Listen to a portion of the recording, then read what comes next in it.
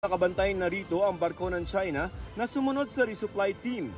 Bago pa nga nito ay Martes pa ng gabi nakabuntot na sa kanila ang isang drone.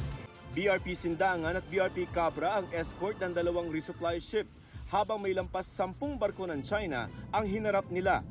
Malayo pa sa Yungin Shoal ay kita na ang mga ito sa harap, gilid at likuran ng mga barko ng Pilipinas.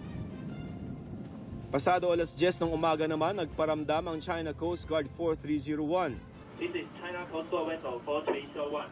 Here is Chinese Navy, the island, and Lee in the South China Sea.